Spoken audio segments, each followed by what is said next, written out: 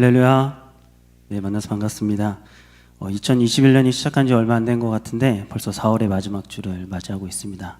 시간이 참 빠르죠.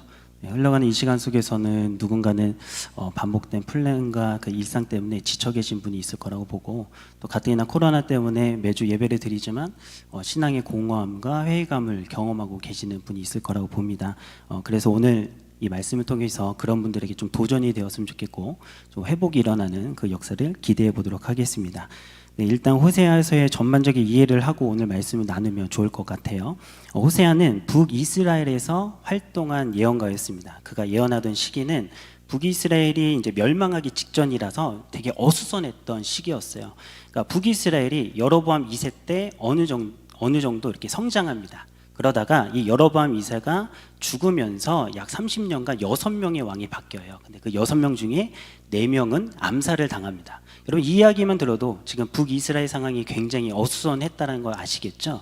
근데 가장 큰 문제는 이들의 사회적 정치적 문제는 중요하지 않아요. 이들은 어떤 민족이죠? 하나님이 선택한 민족이잖아요. 그러면 이들의 큰 문제는 뭐였냐면 신앙의 문제였어요. 그러니까 하나님의 백성이기 때문에 번영을 하거나 패망을 할 때 그런 거 상관없이 하나님을 향한 신앙이 더 성장하고 성숙되어야 되는데, 그것과 달리 더 불경건해지고 더 퇴보하는 안타까운 모습을 보여주기 시작을 했다라는 겁니다. 그러니까 이스라엘의 불순종은요, 여러 가지 방식으로 나타났는데 그 모든 것에는 이 배후가 깔려 있었습니다. 그게 뭐였냐면 배교행위라는 거였어요. 배교행위. 그러니까 쉽게 이야기하면 하나님 외에 다른 신을 섬긴 겁니다. 그 중에서 여러분 잘 알고 계시는 신일 거예요. 풍요와 다산 종교의 신인 바알 신을 섬겼습니다. 그러니까 예를 들어서 수학을 했어요. 그럼 수학을 하면 누구에게 감사해야 되죠?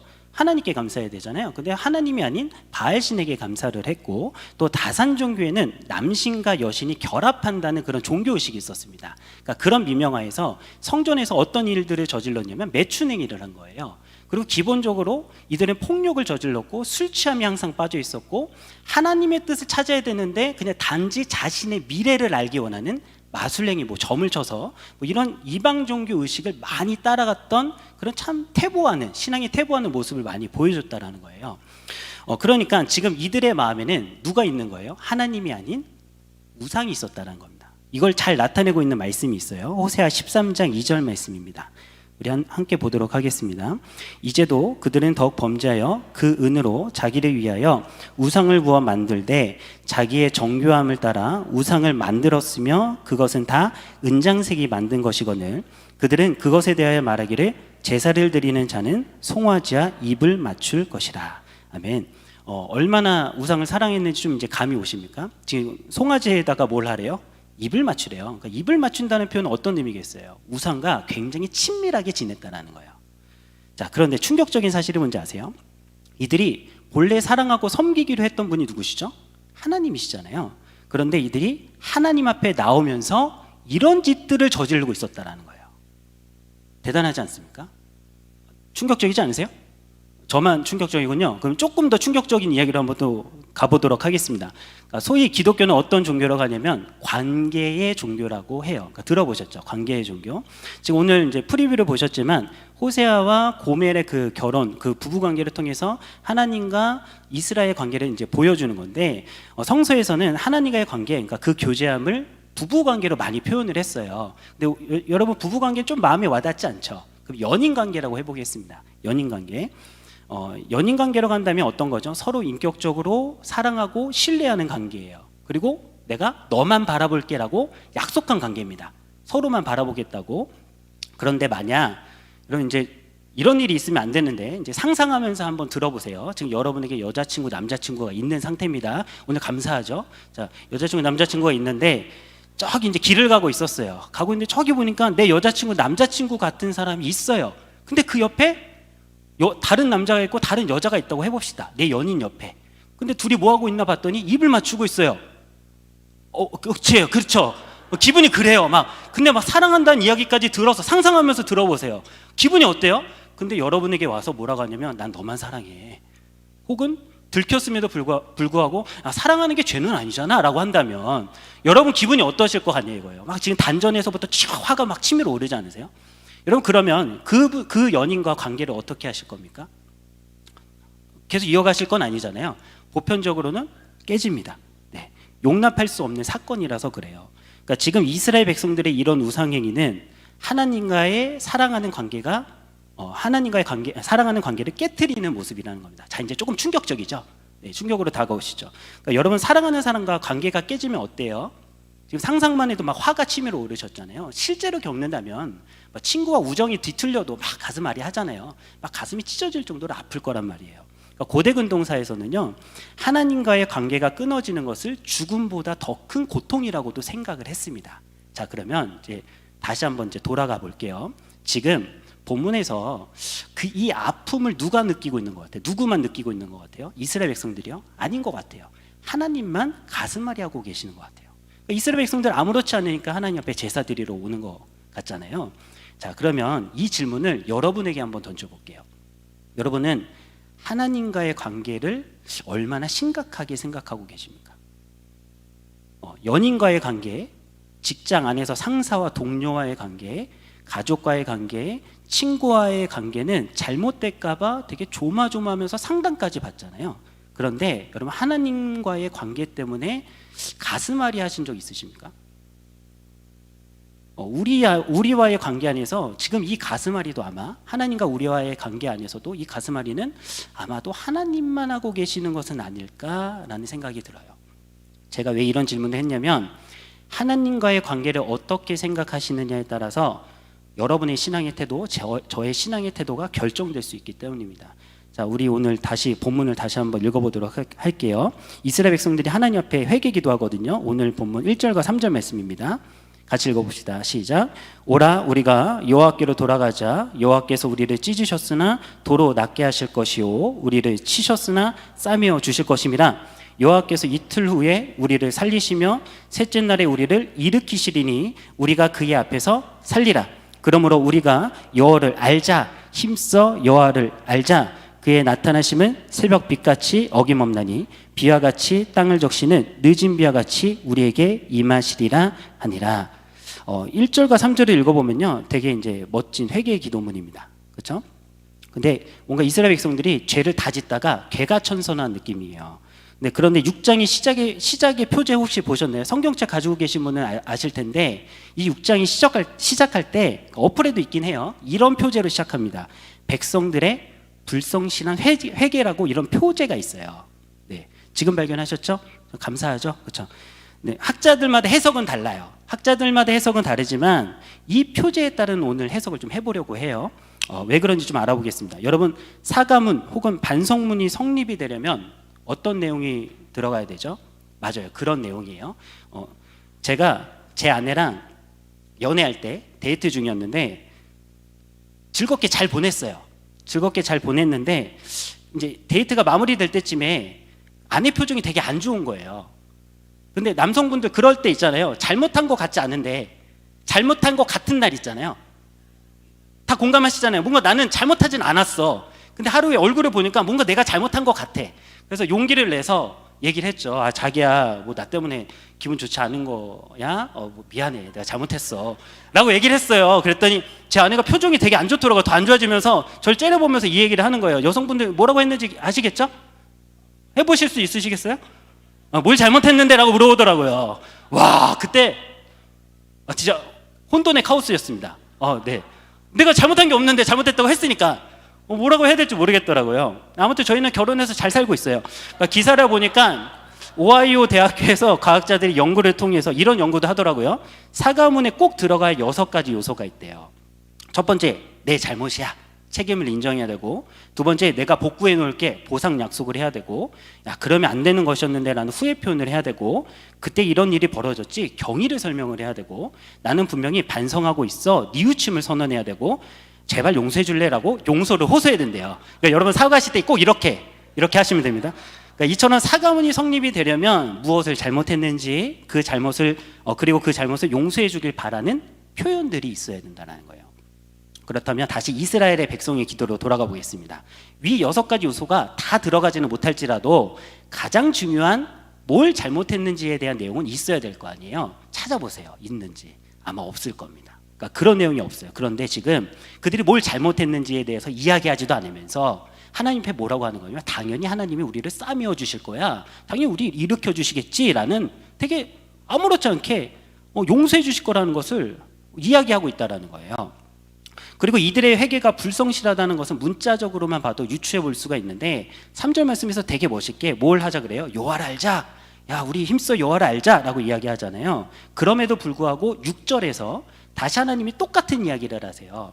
너네들이 나 여호와 하나님을 아는 것을 원해라고 이야기를 하셨다라는 거예요. 그러니까 문자적으로만 유추를 해봐도 이들의 고백이 하나님이 원하시는 고백이 아니었다라는 것을 우리가 알 수 있다는 겁니다.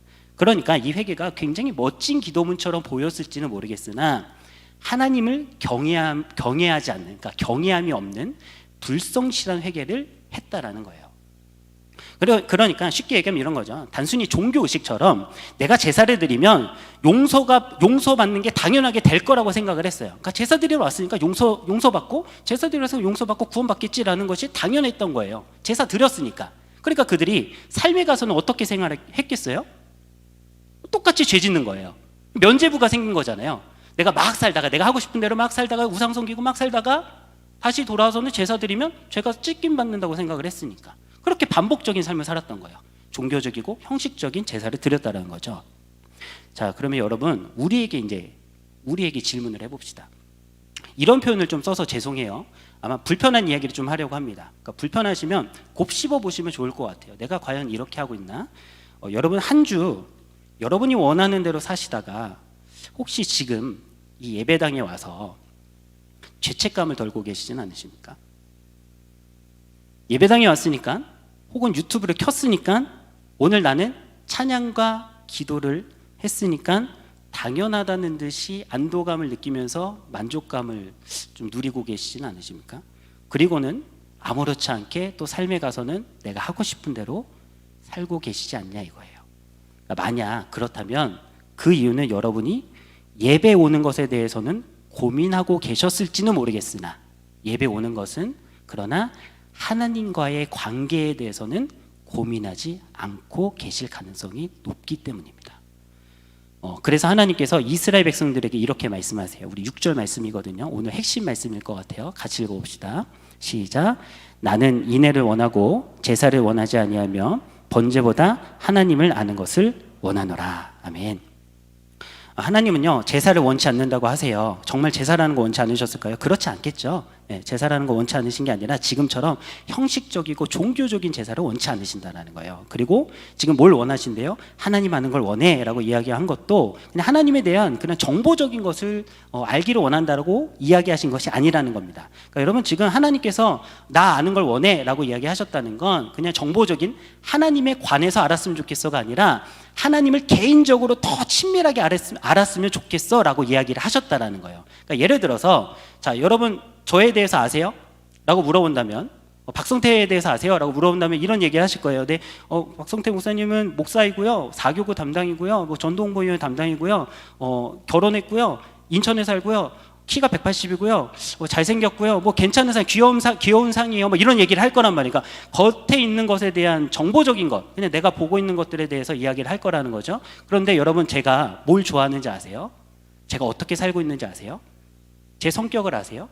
제 취향을 아시냐 이거예요. 그러니까 지금 하나님을 안다라는 표현은 그런 거예요. 그러니까 단지 정보적인 거 말고 하나님을 더욱더 개인적으로 깊이 있게 알고 있냐 이거죠. 자, 그럼 이런 질문을 해볼게요. 자, 여러분 하나님 어떤 분이세요? 라고 물어본다면 여러분이 알고 계시는 범위에서 다 얘기는 하실 수 있을 거예요. 하나님 사랑의 하나님입니다. 구원의 하나님 이런 얘기 다 하실 수 있잖아요. 그런데 하나님과 얼마나 친하세요? 하나님과 이번 주 동안 얼마나 많은 시간 보내셨어요? 오늘 하나님이 여러분에게 뭐라고 이야기하세요? 라고 물어본다면 아마도 편하게 대답하실 수 있는 분은 몇 명 없으실 것 같아요. 그러니까 지금 하나님께서 야 나를 알았으면 좋겠어 라고 한다라는 것은 나랑 더 인격적으로 더 깊이 있는 관계를 그런 교제로 나아갔으면 좋겠어. 이제 형식적인 만남은 좀 그만두자. 이런 종교적이고 형식적인 만남은 그만두자라는 거예요. 그래서 하나님이 직접적으로 요구하신 단어가 뭐냐면 이 인애라는 단어입니다. 그러니까 인애는 히브리어로 헤세드라는 단어거든요. 이 단어에는 되게 많은 뜻이 있어요. 그러니까 심오한 단어라고 합니다. 그래서 일반적으로 뭐 긍휼, 자비, 은혜, 언약에 기초한 불변적인 사랑이라는 뜻을 갖고 있는데 이 구약 성서 학자인 차준희 교수님께서 이 호세아서의 헷세 대표는 이렇게 이야기를 해주셨어요.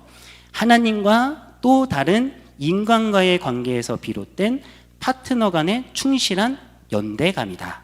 되게 신학적인 표현이죠. 좀 어렵죠. 그래서 쉽게 좀 풀이를 해봤어요. 제가 풀이를 해본다면 이런 의미인 것 같아요. 하나님께서 우리를 향해서 나는 너와 깊은 관계를 원해 라는 의미가 아닐까 싶습니다. 지금 인애를 원한다는 건 나는 너랑 깊은 관계를 맺었으면 좋겠어. 근데 하나님께서 무조건 야 너 나 무조건 사랑해야 돼, 나랑 관계 맺어, 이렇게 이야기하신 게 아니에요. 인애를 요구하셨다는 건 먼저 내가 너를 얼마나 사랑하는지를 알았으면 좋겠어 라고 이야기를 하셨다라는 거예요. 그러니까 하나님이 먼저 여러분을 얼마나 사랑하고 계시는지를 기억하라는 거예요. 여러분, 저에게 아들이 둘이 있거든요. 둘이 있어요. 그렇게 보이진 않죠. 그러니까 둘이 있는데 첫째 이름이 지안이고요, 둘째 이름이 지온이에요. 첫째와 둘째가 7살 차이가 나요. 그러니까 첫째가 이제 초등학교 들어갔는데, 그러다 보니까 지안이가 형이라고 이 동생을 되게 잘 챙겨요, 둘째를. 그리고 둘째도 형을 되게 좋아를 합니다.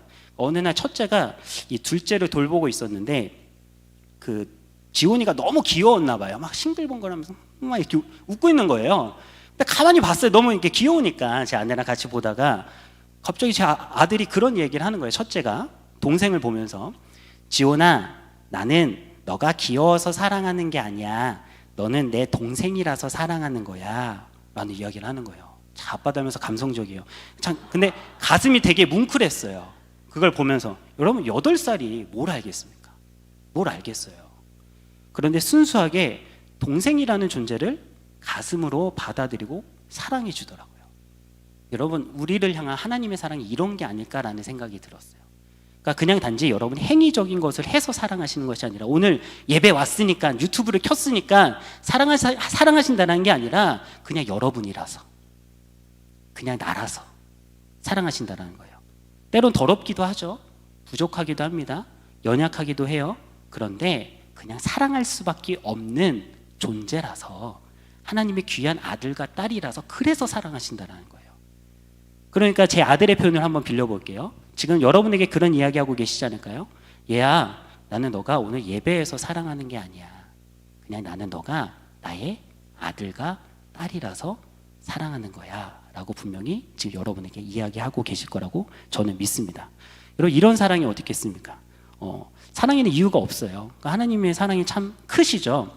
그래서 자신 하나밖에 없는 아들 예수 그리스도를 우리에게 보내주신 것이 아닐까 싶어요. 요한일서 4장 9절 말씀입니다. 함께 봅시다. 하나님의 사랑이 우리에게 이렇게 나타난 바 되었으니, 하나님이 자기의 독생자를 세상에 보내심은 그로 말미암아 우리를 살리려 하심이라. 아멘. 이런 사랑이 어디 있어요? 그런데 여러분, 우리는 어떠냐 이거예요. 우리는 하나님 사랑 큰 거 잘 알고, 하나님 우리를 사랑하는 거 알아요. 그런데 우리는 어떠냐는 거예요. 우리는 참 이런 하나님의 사랑을 너무 쉽게, 너무 당연하게 받아들이고 있지는 않습니까?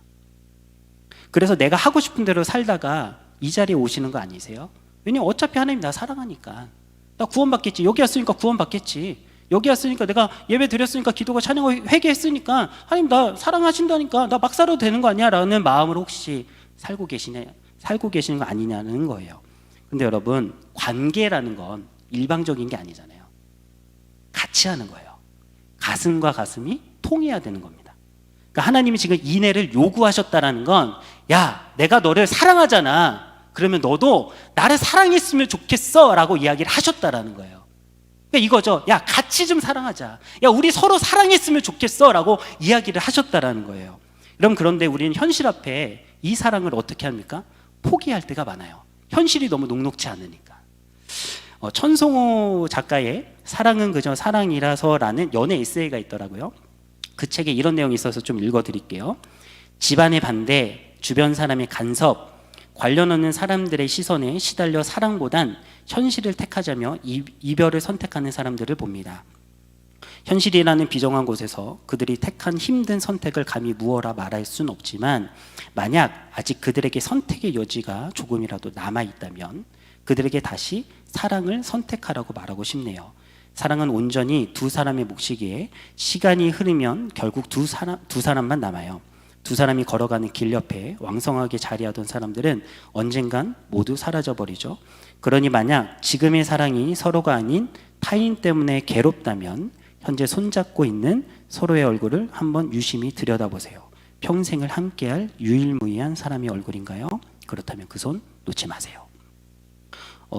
지금 저희와 하나님의 사랑을 잘 표현한 그리지 않나 싶어서 좀 가져와 봤어요.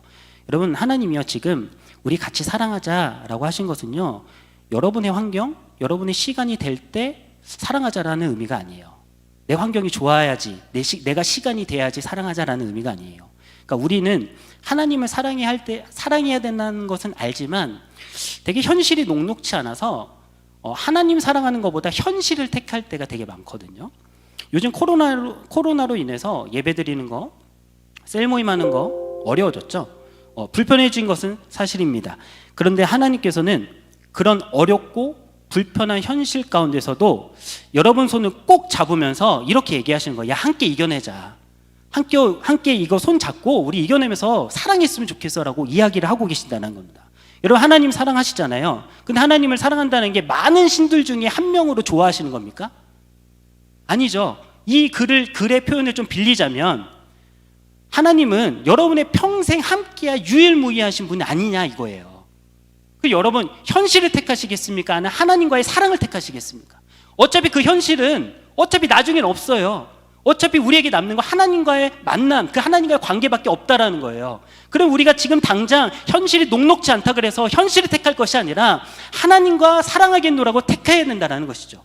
우리도 하나님 손 꼭 잡고, 하나님께서 지금 인애를 요구하셨다는 건 그런 의미예요. 야, 같이 좀 사랑하자. 이 손 놓치지 말자. 현실이 어렵지, 같이 이겨내자. 그런데 여러분, 이거 말은 쉽죠. 쉬워요. 말은 쉽습니다. 어렵습니다. 왜냐하면 현실이라는 게 우리 그냥 놔두지 않기 때문이에요. 왜냐하면 내가 사랑하기 때문에 내 삶 가운데 내려놔야 할 것도 많고 해야 할 것도 많아요. 그렇죠? 사랑하면은 막 내려놔야 될 것들도 생기고 해야 될 것들도 생기거든요. 근데 여러분, 저는 이렇게 생각해요. 여러분, 사랑한다면요, 현실 가운데 오는 희생은 감내하실 수 있어야 됩니다.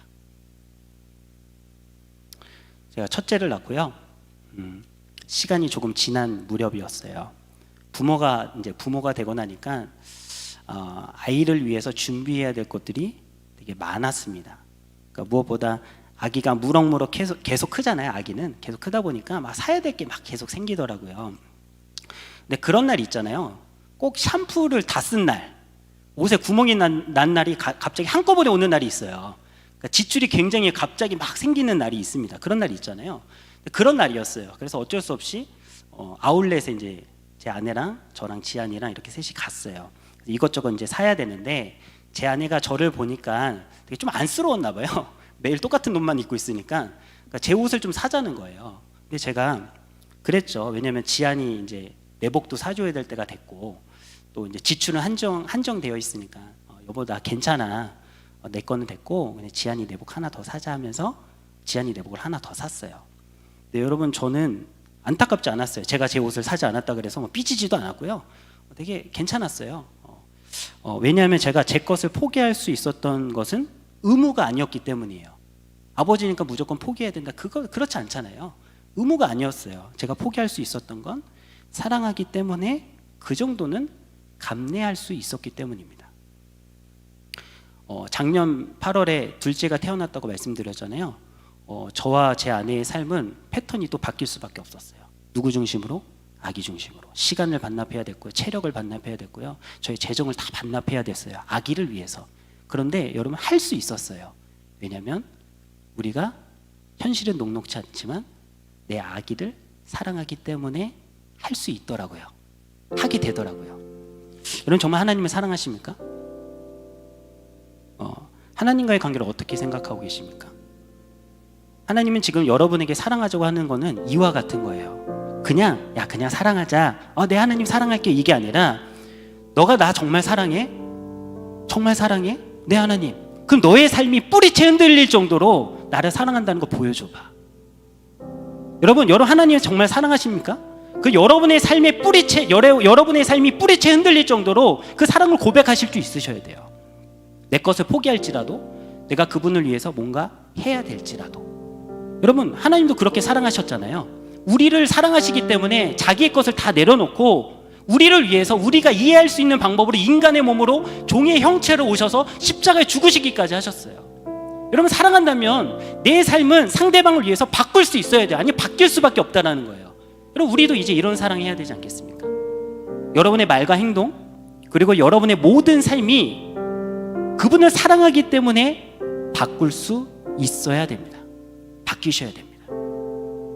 여러분, 제가 말씀을 준비하면서 그런 생각이 들었어요. 우리가 이 반복되는 삶 속에서 이 신앙생활도 하다 보니까 참 회의감과 공허함이 많이 드는 요즘인 것 같다. 근데 이 말씀을 통해서 하나님 우리에게 뭘 이야기하고 싶으신 걸까라는 생각이 들었습니다. 아마 이 이야기이지 않을까라는 생각이 들었어요. 얘야, 너와 나와의 관계 다시 한번 생각해 보는 게 어떻겠니? 예배 오는 거 너무 잘했어. 찬양하고 기도하는 거 너무 잘하고 있지. 근데 너와 나와의 관계 어떻니? 좀 다시금 살펴보길 원하시는 것 같아요. 여러분, 지금 우리에게 필요한 것은 이런 반복되는 종교적인 예배가 아닌 것 같습니다. 그냥 유튜브 틀어놓는 게 아닌 것 같아요. 하나님께서 정말 원하시는 건 삭막한 이때 하나님을 더 사랑하고 깊이 있게 교제하는 것이 아닐까 싶습니다. 하나님 원하시는 건 그런 예배가 아니라 그러니까 반복되는 종교적인 예배가 아니라 하나님을 더 사랑하는 거예요. 그렇게 여러분, 이제 여러분의 예배가 그냥 드리는 예배가 되는 게 아니라 사랑하기 때문에 드리는 예배가 되었으면 좋겠고, 여러분이 모이는 이 셀 모임이 그냥 어쩔 수 없이 모이는 셀 모임이 되는 것이 아니라 사랑하기 때문에 모이기에 힘썼으면 좋겠고, 여러분 그냥 살아가는 것이 아니라 내가 하나님을 정말 사랑하기 때문에 내 것을 포기할지라도 그리스도인답게 살아가는 삶이 되셨으면 좋겠습니다.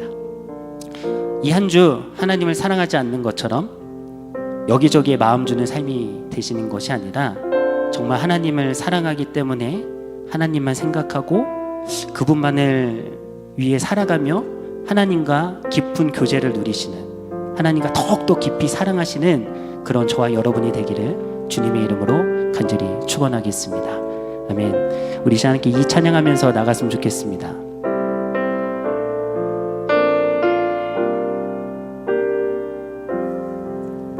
예수 사랑합니다. 예수 사랑합니다. 사랑합니다. 온 마음 다하여 오직 주님 한 분만 간절히 더 원합니다. 한 번 더 고백합시다. 예수 사랑합니다. 예수 사랑합니다. 사랑합니다. 온 마음 다하여 오직 주님 한 분만 간절히 더 원합니다.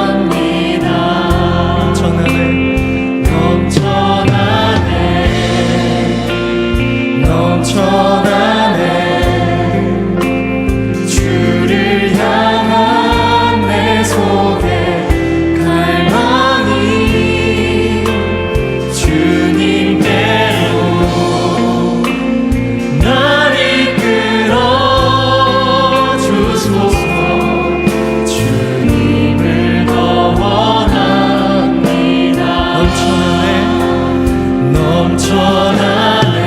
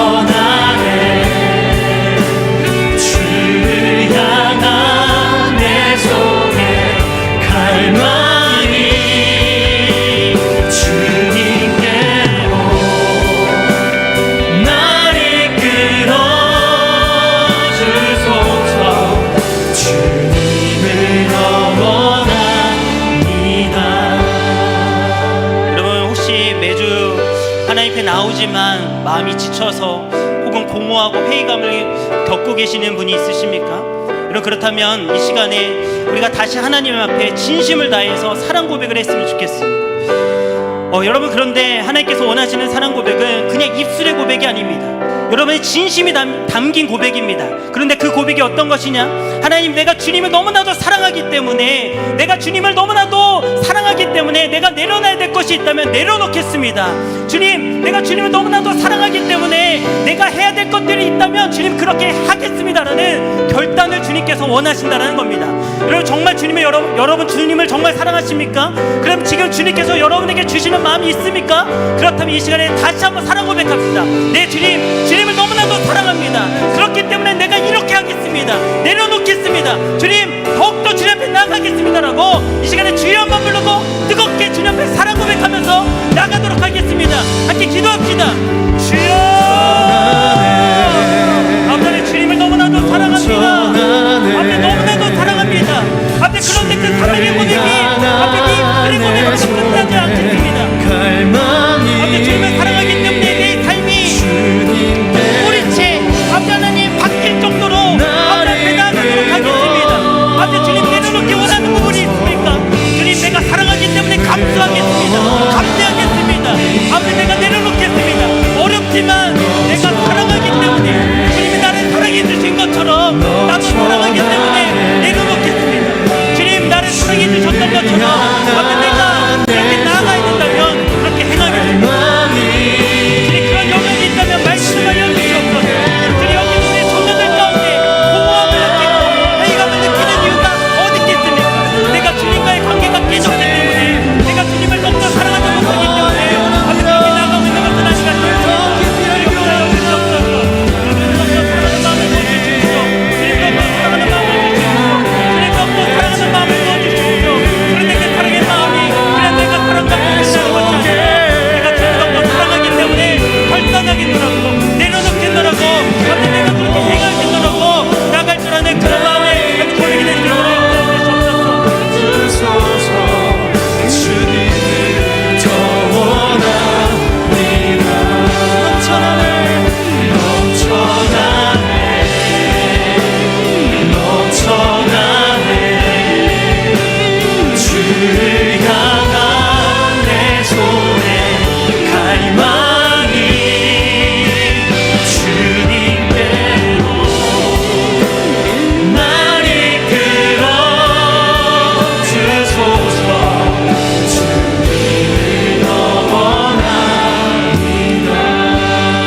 한 번 더 기도했으면 좋겠습니다.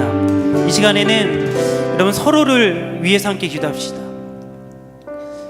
좀 서로를 사랑하는 마음을 위해서 이 시간 기도했으면 좋겠습니다. 여러분, 이 시대가 너무나도 삭막해진 것 같습니다. 사랑하는 마음을 너무나도 잃어버렸습니다. 여러분, 혹시 셀 가운데 하나님의 사랑이 사라지셨습니까? 그렇다면 이 시간에 서로 사랑해야 하는 마음을 좀 위해서 기도해야 되지 않겠습니까? 하나님, 내가 이 영혼이 있는데, 내 이런 지체가 있는데 같이 울어주지 못하고 있습니다. 주님, 이 지체가 지금 너무나도 기쁜 일이 있는데 내가 같이 기뻐해 줄 아버지 그 마음이 없습니다. 주님, 우리 셀 가운데 이 마음을 회복시켜 주시옵소서. 울고 있을 때 같이 울어줄 수 있는 공동체 되게 해 주십시오. 주님, 누군가 기뻐할 때 같이 기뻐해 줄 수 있는 공동체가 되게 해 주십시오. 그것이 우리 셀이 되었으면 좋겠습니다. 주님, 그것이 우리 교구가 되었으면 좋겠습니다. 주님, 그것이 우리 청년부가 되었으면 좋겠습니다. 자, 여러분, 이 시간 함께 그 셀을 위해서, 여러분 사랑하는 그 셀을 위해서, 그 공동체를 위해서 다시 한번 주여 한번 부르고 기도하도록 하겠습니다. 주여, 아버지 하나님, 우리 셀 가운데 아버지 하나님 그 사랑의 마음을 허락하여 주시옵소서. 아버지, 셀 가운데 그 사랑의 마음을 잃어버렸어. 아버지, 그거 무너지고 있습니다.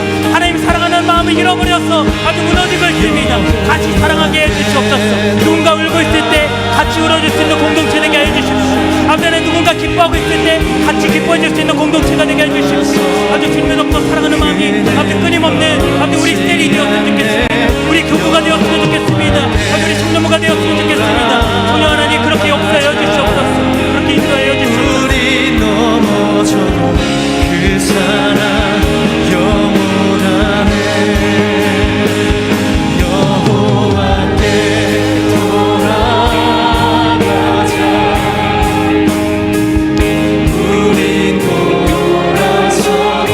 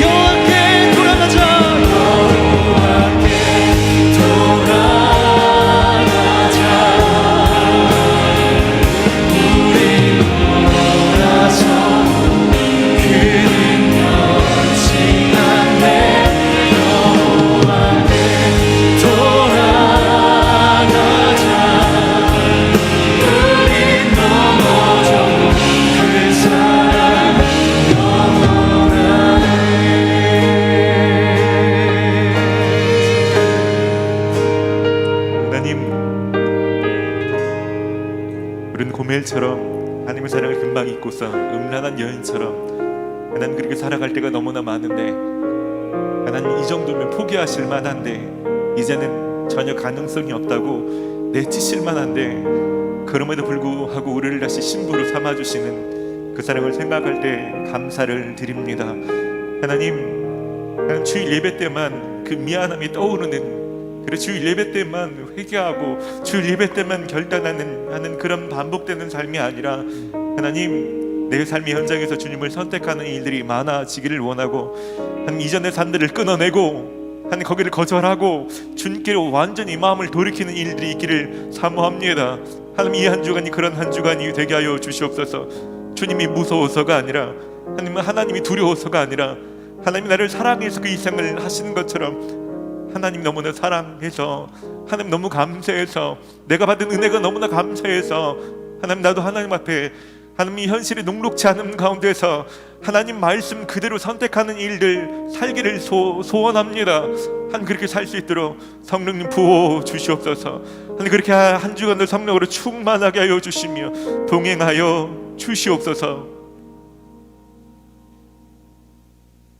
이제는 우리를 신부로 삼아주시는 예수 그리스도의 크신 은혜와 우리를 구원하시기 위해 하나밖에 없는 아들을 십자가의 죽음에 내어주시는 아버지 하나님의 극진하신 사랑하심과 우리가 하나님을 선택하며 또 살 수 있도록 우리 속에서 역사하시는 성령의 교통하심이 이제는 형식적인 번제가 아니라 인애를 선택하며 하나님을 사랑하는, 그렇게 하나님과 교감하는, 동행하는 삶을 살기를 작정하는 모든 성도들 위해 이제로부터 영원까지 함께하여 주시기를 간절히 축원하옵나이다.